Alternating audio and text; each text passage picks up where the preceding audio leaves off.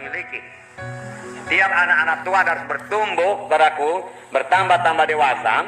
Dan orang yang bertambah-tambah dewasa, biasa dia bertambah-tambah kuat juga. Amin, saudaraku. Bertambah-tambah kuat. Demikian kekuatan rohani kita bertambah-tambah. Minggu yang lalu, saudara, kita bacakan firman Tuhan dalam Roma 15, di mana dikatakan kita yang kuat wajib menanggung yang lemah. Roma 15 ayat 1. Kita yang kuat wajib menanggung kelemahan orang yang tidak kuat. Dan jangan kita mencari kesenangan kita sendiri. Jadi firman Tuhan berkata, dalam satu sidang Tuhan, ada yang kuat, ada yang tidak kuat. Ya.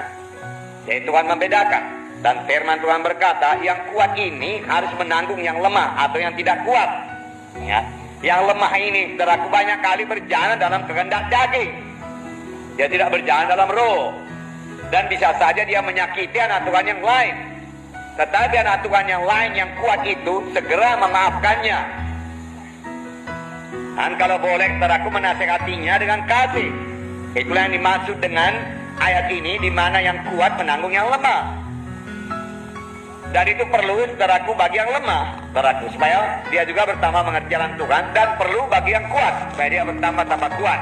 Dan buah roh bertambah-tambah dalam dirinya. Betul, saudaraku? Ya, puji Tuhan, saudaraku. Sekali lagi di sini dikatakan dalam 1 Tesalonika 5 ayat 14, belalah orang yang lemah, dikatakan. 1 Tesalonika 5 ayat 14. Saya membacakan pada saudara. Kami juga menasihati kamu, saudara-saudara, tegurlah mereka yang hidup dengan tidak tertib, hiburlah mereka yang tawar hati, belalah mereka yang lemah, sabarlah terhadap semua orang. Ada beberapa di sini dikatakan, saudaraku, dari tugas anak-anak Tuhan yang kuat, ya, kuat rohaninya. Tegurlah mereka yang hidup dengan tidak tertib, hiburlah mereka yang tawar hati, belalah mereka yang lemah, sabarlah terhadap semua orang. Sabar terhadap semua orang, belalah yang lemah, membela yang lemah. Nah, sekarang apakah yang dimaksud Tuhan, saudaraku, dengan kuat rohaninya dan lemah rohaninya, saudaraku? Tentunya yang dimaksud bukanlah kekuatan fisik, saudara. Bukanlah kekuatan badani. Tentunya, seperti saya katakan tadi, orang yang kuat rohaninya adalah orang yang sudah dewasa juga rohaninya. Contoh seorang yang kuat rohaninya, mari kita melihat Yusuf, Perjanjian Lama, Kejadian 39. Saudaraku, Yusuf disertai oleh Tuhan. Yusuf dipanggil oleh Tuhan dengan satu panggilan yang luar biasa. Tuhan memberikan satu visi yang luar biasa kepada Yusuf melalui mimpinya. 2 kali mimpi itu diberikan Tuhan kepada Yusuf, saudaraku, dan Tuhan akan menggenapkannya. Dan Yusuf tetap berpegang pada visi yang daripada Tuhan itu. Dia mau sampai kepada panggilan Tuhan. Dia mau sampai kepada visi yang diberikan Tuhan kepadanya. Oleh sebab itu, saudaraku, dia menyangkal dirinya. Saudaraku, tanpa penyangkalan diri yang sungguh-sungguh, kita tidak akan sampai kepada panggilan Tuhan, saudaraku. Sebab tanpa penyangkalan diri, kita tidak akan mungkin berdoa dengan teratur, tidak mungkin membaca Alkitab dengan teratur, tidak mungkin melayani dengan teratur, saudaraku. Kita harus menyangkal diri kita. Saudara bertanya kepada saya, di manakah penyangkalan diri Yusuf pada saat ini? Saudara tahu cerita Yusuf, saudaraku. Tetapi, saudaraku, dia tahu jalan Tuhan. Jalan Tuhan bukan jalan membalas dendam. Oleh sebab itu, saudaraku, dia menyangkal dirinya.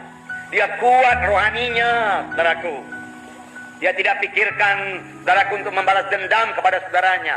Dia tidak ada waktu untuk menjadi sakit hati. Dia bekerja sebaik-baiknya di rumah Potifar itu, saudaraku, sehingga pekerjaannya diberkati Tuhan, saudaraku. Amin, saudara. Haleluya. Nah, inilah yang terjadi kepada Yusuf. Saudaraku, kemudian Yusuf, saudaraku, juga menyangkal dirinya, ya. Dia tidak mau, saudaraku, jatuh pada hawa nafsunya. Kejadian 39, kita baca ayat 7 sampai 10. Mari kita baca bersama-sama. Kejadian ayat 7, ya. Ayat 6b berkata, adapun Yusuf itu manis sikapnya dan elok parasnya, ya. Nah, tetapi dia tidak memakai, saudaraku, ya, parasnya yang elok itu mencari keuntungan diri sendiri. Tidak, saudaraku, tidak, ya. Ayat 7 sampai 10, mari kita baca. Selang beberapa waktu istri tuannya memandang Yusuf dengan perhati, lalu katanya, marilah tidur dengan aku. Tetapi Yusuf menolak dan berkata kepada istri tuannya itu, dengan bantuanku, tuanku itu tidak lagi mengatur apa yang ada di rumah ini, dan ia telah menyerahkan segala miliknya pada kekuasaanku. Maka di dalam rumah ini ia tidak lebih besar kuasanya daripadaku, dan tiada yang tidak diserahkannya kepadaku selain daripada engkau, sebab engkau istrinya. Bagaimanakah mungkin aku melakukan kejahatan yang besar ini dan berbuat dosa terhadap Allah? Walaupun dari hari ke hari perempuan itu membujuk Yusuf, Yusuf tidak mendengarkan bujukannya itu untuk tidur di sisinya dan bersetubuh dengan dia. Dia menang, dia menyangkal dirinya, saudaraku. Dia berkata tidak, tidak, tidak. Amin, saudaraku. Ya, kita juga harus berani berkata tidak kepada dosa, tidak kepada hawa nafsu, saudaraku. Tidak kepada godaan setan, berkata tidak, ya. Tidak kepada acara-acara kegelapan, saudaraku.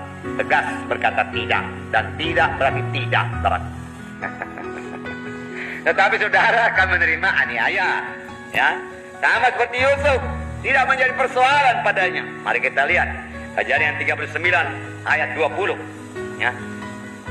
Ayat 20 sampai 23. Mari kita baca lagi bersama-sama.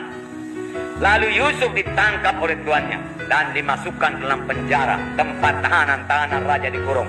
Demikianlah Yusuf dipenjarakan di sana. Tapi apa yang terjadi dalam penjara? Mari kita baca. Tetapi Tuhan menyertai Yusuf dan melimpahkan kasih setianya kepadanya, dan membuat Yusuf kesayangan bagi kepala penjara itu. Sebab itu kepala penjara mempercayakan semua tahanan dalam penjara itu kepada Yusuf, dan segala pekerjaan yang harus dilakukan di situ dialah yang mengurusnya. Dan kepala penjara tidak mencampuri segala yang dipercayakannya kepada Yusuf, karena Tuhan menyertai dia, dan apa yang dikerjakannya dibuat Tuhan berhasil. Pujilah Tuhan, saudaraku.